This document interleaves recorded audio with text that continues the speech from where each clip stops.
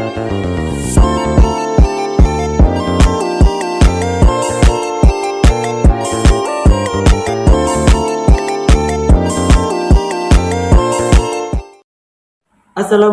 warahmatullahi wabarakatuh.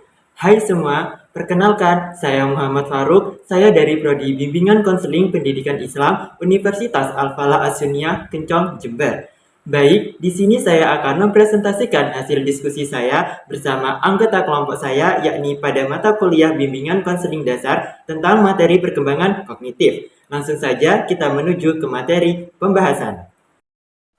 Istilah kognitif berasal dari kata cognition, artinya adalah pengertian atau mengerti.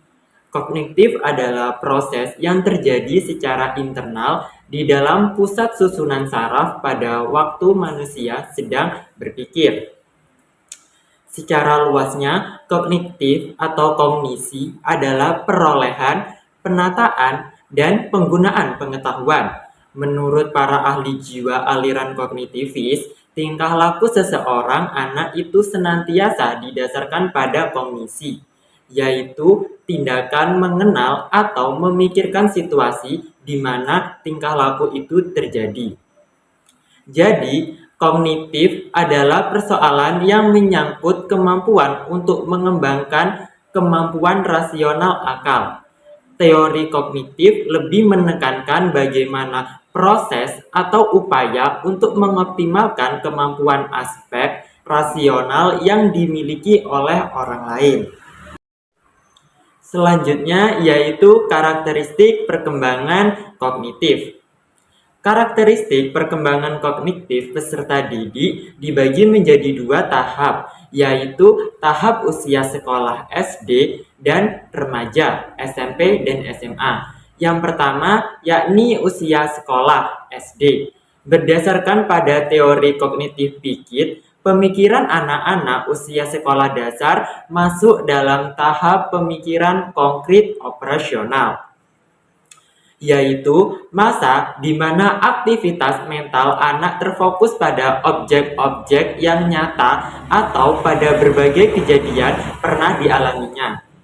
Artinya, anak usia sekolah dasar sudah memiliki kemampuan untuk berpikir melalui urutan sebab dan akibat, dan mulai mengenali berbagai cara pemecahan permasalahan yang dihadapinya.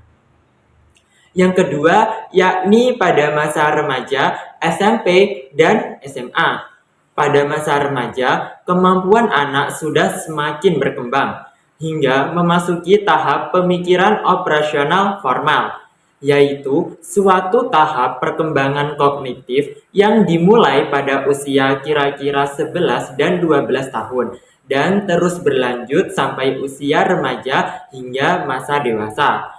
Mereka sudah mampu berpikir masa akan datang dan mampu menggunakan simbol untuk sesuatu benda yang belum diketahui. Selanjutnya yaitu faktor-faktor yang mempengaruhi perkembangan kognitif. Di sini terdapat dua faktor, yakni yang pertama adalah gaya pengasuhan dan yang kedua adalah pengaruh lingkungan. Pertama, yakni gaya pengasuhan. Terdapat 3 tipe gaya pengasuhan yang dapat mempengaruhi perkembangan kognitif pada anak, yaitu yang pertama adalah gaya pengasuhan otoriter, authoritarian parenting. Gaya pengasuhan otoriter adalah suatu gaya yang membatasi dan menghukum yang menuntut anak untuk mengikuti perintah-perintah dari orang tua dan menghormati pekerjaan dan usahanya. Perkembangan kognitif anak pada pengasuhan ini akan menjadi kurang optimal karena kurang ada kesempatan untuk mengekspresikan rasa ingin tahu, mengembangkan kreativitas, serta menyelesaikan masalah secara mandiri. Kedua adalah gaya pengasuhan otoritatif, authoritative parenting. Gaya pengasuhan otoritatif merupakan pengasuhan yang mendorong anak untuk tetap mandiri, tapi masih menetapkan batas-batas dan pengendalian atas tindakan-tindakan mereka. Perkembangan kognitif pada pengasuhan ini diprediksikan menjadi lebih optimal karena anak memiliki kesempatan untuk mengembangkan kreativitas, kemampuan untuk menyelesaikan masalah problem solving, namun tetap mengetahui norma atau aturan yang berlaku, maupun mengembangkan rasa ingin tahu tanpa mengalami ketakutan. Yang ketiga adalah gaya pengasuhan permisi, permissive parenting. Gaya pengasuhan ini dibagi lagi menjadi dua, yaitu pengasuhan permissive indulgent. Pengasuhan permissive indulgent merupakan suatu gaya pengasuhan di mana orang tua menjadi sangat terlibat dalam kehidupan anak tetapi menetapkan sedikit batasan atau kendali terhadap perilaku mereka. Biasanya, mereka jarang menaruh hormat pada orang lain, cenderung egois, selfish, dan mengalami kesulitan untuk mengendalikan perilaku mereka. Selanjutnya yaitu pengasuhan permissive indifferent. Pengasuhan permissive indifferent adalah pengasuhan di mana orang tua sangat tidak terlibat dalam kehidupan anak. Mereka berkembang menjadi pribadi yang cenderung liar, kurang mampu mengenal aturan, serta menjadi kurang mampu membangun kemandirian dengan baik.